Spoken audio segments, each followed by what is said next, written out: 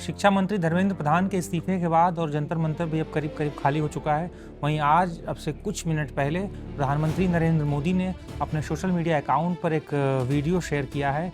इसमें उन्होंने जो परीक्षाओं को लेकर एक कई उसमें जानकारियाँ दी हैं। उसमें फास्ट ट्रैक कोर्ट को बनाने के लेकर जानकारी दी है। वहीं उन्होंने एक नाम का जिक्र किया है, उन्होंने नंदन नीलकेनी के नाम का जिक्र किया है। हमारे साथ नवीन जी हैं जो इस खबर को लगातार फॉलो करते रहे, आपने पहले भी चर्चाओं में देखा होगा।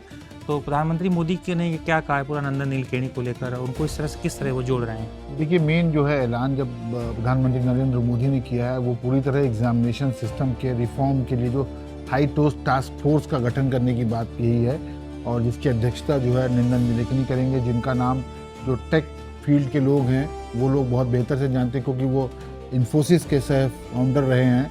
और उसके बाद उनका नाम जो सबसे ज़्यादा आता है वो आता है जब आधार कार्ड जब भारत में बनना शुरू हुआ तो उसके भी अध्यक्ष जो थे उस पूरे फॉर्मेट के और पूरा बनाने की इस तरह से आधार कार्ड बनेगा, उसकी कमेटी में भी वो रहे थे। वो कांग्रेस सरकार के दौर की बात थी और उनको उस समय कैबिनेट मंत्री का दर्जा भी दिया गया था। और उसके बाद फिर जब मोदी सरकार आई उसके बाद उन्होंने जो आधार कार्ड का उपयोग डिजिटल ट्रांजैक्शन में किस तरीके से होगा तो आरबीआई की कमेटी में भी रहे हैं।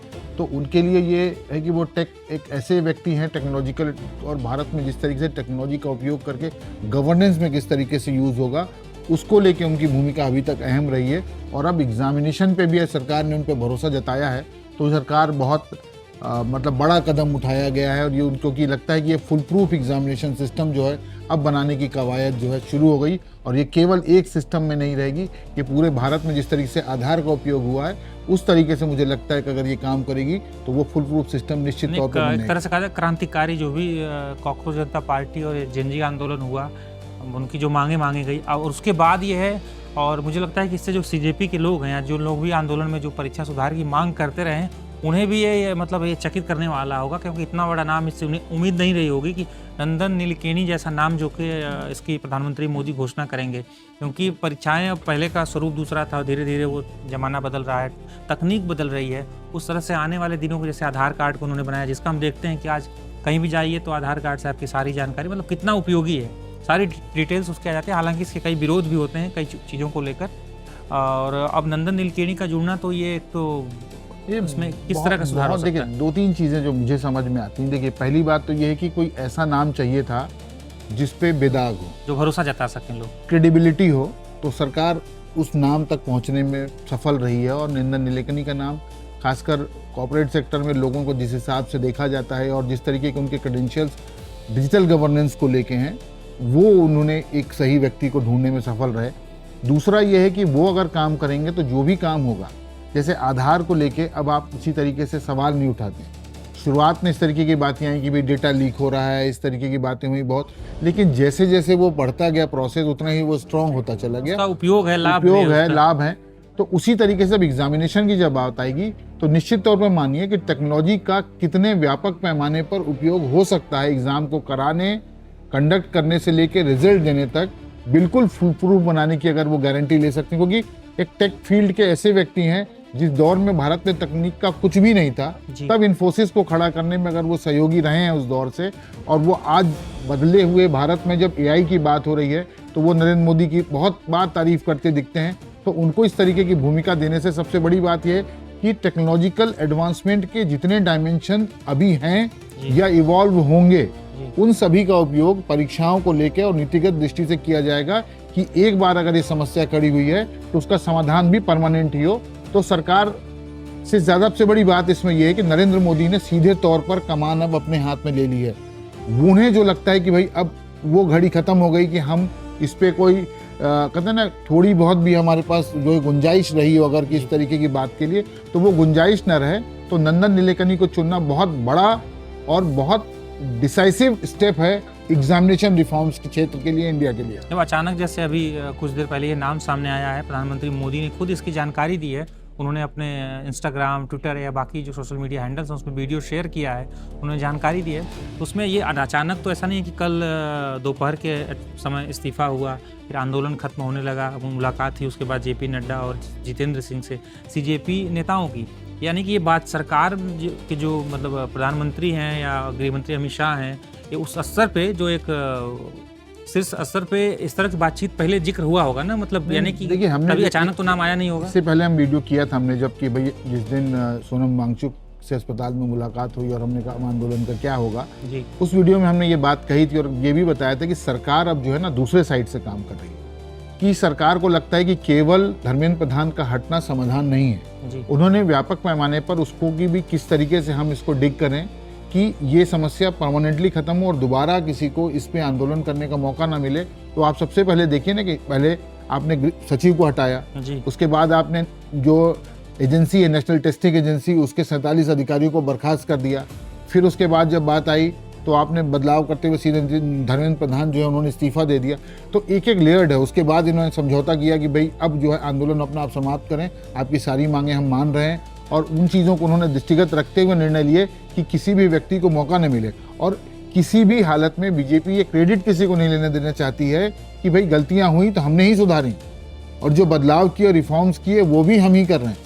दबाव भले ही है कि भाई सीजेपी ने आंदोलन करके उस बात को उठाया और राजनीतिक दलों ने उसको मुद्दा बनाने की कोशिश की, लेकिन अब जिस तरीके के निर्णय लिए जा रहे हैं और जो बदलाव की बात हो रही है तो अगले चुनाव से पहले तक जो सुधार हो जाएंगे उन सुधारों को नीतिगत रखते हुए उनको ध्यान में रखते हुए कि किसी भी तरीके से युवा जो है नाराज ना हो और हम ऐसा फुल प्रूफ सिस्टम बनाएं कि हमेशा के लिए समस्या खत्म हो जाए। जैसे कि प्रहलाद जोशी को बनाया गया, मतलब अतिरिक्त प्रभार दिया गया है शिक्षा मंत्रालय का धर्मेंद्र प्रधान के इस्तीफे के बाद। लेकिन इसमें एक दिलचस्प बात है, मैं अभी वो चेक कर रहा था अपने फ़ोन पे कि ये दोनों लोग कर्नाटका से आते हैं जी, वो भी कर्नाटका से आते हैं और ये बेंगलुरु से आते हैं। तो यानी कि जो भी चीज़ें होंगी, शिक्षा मंत्रालय का अतिरिक्त प्रभार भी अभी कर्नाटका के नेता हैं, यानी कि बीजेपी के ही नेता हैं प्रहलाद जोशी, वो संभालेंगे।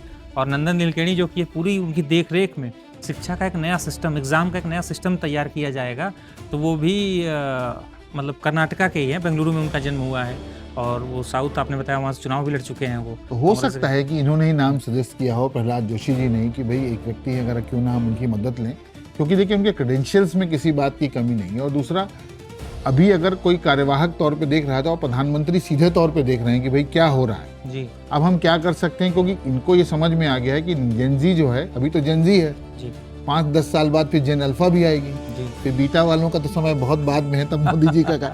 लेकिन बदलाव है और इस मामले में युवा किसी में भी टॉलरेंस नहीं चाहते। उनको लगता है कि भाई भेदभाव कम से कम परीक्षा के उस क्षेत्र में तो ना हो, भले ही सीमित संभावनाएं हैं, सरकारी नौकरियां कम है, लेकिन जिस तरीके की परीक्षाएं होती हैं उनमें आप कम से कम वहां तो बराबरी का मौका दो, वहां तो चीटर्स को मौका ना मिले। और वो बात अगर करते हैं, सफल हो गई है सरकार, तो फिर बहुत अच्छी और बहुत प्रशंसा की बात होगी। लेकिन सबसे बड़ी समझदारी की बात यह है कि भाई एक व्यक्ति को चुन लिया, लेकिन टाइम ड्यूरेशन क्या होगा। इसमें एक मेरा सवाल है नवीन जी, जैसे कि एक विपक्ष को भी जवाब देने की कोशिश है। यूपीए सरकार यानी कांग्रेस की जब सरकार थी, मनमोहन सिंह प्रधानमंत्री थे, तो आधार कार्ड की जो भी अवधारणा आई, वो बाकी सारी चीज़ें आई, आधार कार्ड बना, कांग्रेस से चुनाव भी लड़े, कांग्रेस करीब भी रहे। हालांकि मोदी सरकार से भी इनकी नज़दीकी ठीक ठाक रही है, मतलब ऐसा कुछ नहीं रहा है। तभी तो देखिए उसमें एक मेरा सवाल ये जो है कि वो एक तरह से नंदन नीलकेणी का नाम आगे करके या लेकर उन्होंने विपक्ष को भी कोई मौका नहीं देना, यानी कि फ्रंट फुट से बैटिंग करनी इस मामले में।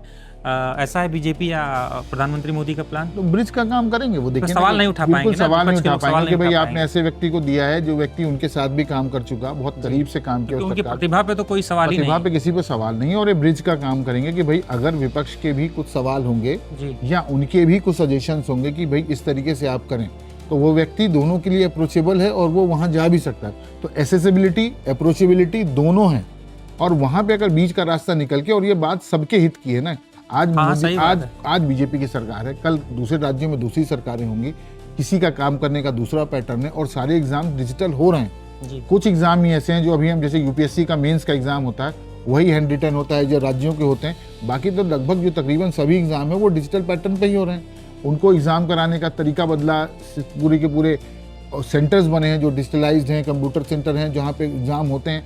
तो उनमें जो होता है, तो कंप्यूटरीकरण अगर हो गया है तो उसको फुल प्रूफ बना के कैसे हम उस गेटवे बनाएं, किस तरीके से एआई का इस्तेमाल होगा चेक करने में, वो सब चीजें होंगी। ये नकल गिरोह हैं, जो पर्चा लीक वाले, पेपर लीक वाले गिरोह, ये भी तो नए नए तकनीकों का इस्तेमाल कर रहे हैं, तो उनसे भी एक लड़ना और उसको, मतलब ये सारी चीज़ें ध्यान में, क्योंकि आधार कार्ड बना तब और उसका उपयोग देखिए कितना बढ़ गया है। तो इसी तरह से कुछ उन्होंने बातचीत की होगी या जो सोचा होगा। नहीं देखिए, इसीलिए बहुत जल्दबाजी में सरकार ने निर्णय लिया है, लेकिन जल्दबाजी में ये कमेटी अपनी रिपोर्ट अपनी देगी, ये नहीं होगा, क्योंकि समय लगेगा जी कि किसी भी चीज़ के लिए कि हमारा पहला मोटिव क्या है कि लीकेज कैसे रोकना है। जी आप शुरुआत ही वहीं से करेंगे कि भाई सबसे पहले एग्ज़ाम को लीक करने वाले लोग किस तरीके से काम करते हैं, उसके बाद है कि उनका पैटर्न क्या होता है, उस पैटर्न को क्रैक करने के लिए एआई के उपयोग से क्या संभावनाएं आगे भविष्य में हो सकती हैं। तो एक टेक्नोक्रेट ही इस बात को ज़्यादा बेहतर तरीके से समझ सकता है और उस व्यक्ति की भूमिका, और वो भी अनुभवी जिसके क्रेडेंशियल्स हों, वो व्यक्ति जानता है, काम करना जानते हैं और अपनी बात वो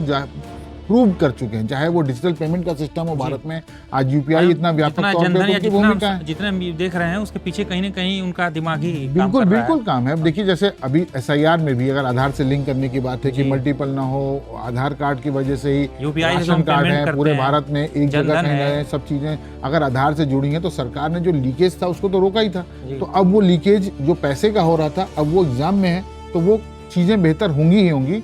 लेकिन है कि उनके साथ कमेटी में अब कौन कौन आता है, किस तरीके के लोग आते हैं और वो किन लोगों के साथ काम करते हैं, वो अपनी टीम बनाने की कोशिश करेंगे। क्योंकि उनको भी लगता है कि भाई और जो एजेंसियां हैं जैसे टीसीएस बहुत लंबे समय से एग्ज़ाम को लेके काम करती रही है भारत सरकार के साथ, और जो नेशनल टेस्टिंग एजेंसी उसके साथ काम करती है, एनटीए के साथ जो है, तो उस तरीके से और कंपनियों के साथ भी अनुबंध है उनके। तो उन कंपनियों के साथ अगर हैं तो उन चीज़ों को और टेक्नोक्रेट कंपनियों के साथ एग्जाम कराने के तरह की भारत सरकार के पास इतने सेंटर्स नहीं है जो पूरे के पूरे टेक्निकली वो भी आउटसोर्स होते हैं। तो क्या भारत सरकार इस तरीके के कोई सेंटर बना सकती है या अपने ही कुछ सेंटर बनाए जिनका मल्टीपल उपयोग हो सके, या और कौन सी चीज़ें हैं जिनमें सरकार कॉलेजेस को उस तरीके से लिंक करे, जो बड़े इंजीनियरिंग कॉलेज हैं, जो बड़े मेडिकल कॉलेजेस हैं जहाँ पे, तो उन कॉलेजेस में जो सेटअप बना हुआ उनका उपयोग कैसे हो सकता है, वहाँ से कैसे लिंकअप किया जाएगा। तो ये सारे विषयों पर बातचीत होगी। लेकिन कब तक रिपोर्ट आएगी, क्या अगले साल के जो एग्ज़ाम होंगे वो नए टास्क फोर्स की कमेटी की रिपोर्ट के बाद हो पाएंगे, उस पूरे सिस्टम को डेवलप कर पाना और उसको इवॉल्व कर पाना, और उसके बाद उसकी फिजिबिलिटी टेस्ट कर पाना, उसके बाद उसके लूप होल हैं उनकी टेस्टिंग कर पाना। तो चुनौतीपूर्ण काम है, बहुत जल्दी करना है क्योंकि 1 साल का तकरीबन वक्त होगी। आईआईटी और जो नीट के जैसे बड़े एग्जाम हैं ये तो हो चुके, यूपीएससी अपना अपना तरीके से काम कर रहा है, लेकिन ये पैटर्न यूपीएससी में, स्टेट के सर्विस पब्लिक में, एसएससी में राज्यों के पेपर भी लीक होते हैं। तो पूरे ओवरऑल पूरे देश में उस तरीके की पद्धतियां लागू हों। तो एक व्यक्ति ऐसा आया है जिसने किया, जिसका काम कांग्रेस के साथ भी अच्छे से काम किया, बीजेपी के साथ भी काम किया, और उसके क्रेडेंशियल्स जो हैं बहुत अच्छे हैं। तो रिजल्ट अच्छे होने की संभावना, और जेनजी समझता है कि भाई सही व्यक्ति को दिया। अगर जेनजी इस बात से सेटिस्फाइड नहीं तो सवाल उठने लगते कि भाई ऐसे व्यक्ति को दे दिया जिसका क्रेडेंशियल्स नहीं है। जैसे सवाल उठा था जिनको सचिव बनाया शिक्षा का, उन पे सवाल उठा कि भाई इनके जब ये पहले थे उनके भ्रष्टाचार के उन पर नाम, तो इस तरीके की बातें उठी थी। तो उनको भी सोचना था कि कोई व्यक्ति जो आएगा वो बिल्कुल निष्पक्ष हो, क्रेडेंशियल्स अच्छे हों, जिसके बेदाग हो और अच्छी तरह से काम करने के लिए रिजल्ट ओरिएंटेड पर्सन हो, तो बहुत अच्छा। तो ये चीजें हैं, तो ये फायदेमंद ही होगा और ये बहुत अच्छा निर्णय है, और इस पे सरकार वाकई में बधाई की पात्र है कि ऐसे व्यक्ति का चयन किया जो इस चीज को कर सकता है। चलिए, तो फिलहाल के लिए इतना ही। बाकी तमाम खबरों के लिए आप देखते रहिए टाइम्स नाउ नव भारत का डिजिटल प्लेटफॉर्म।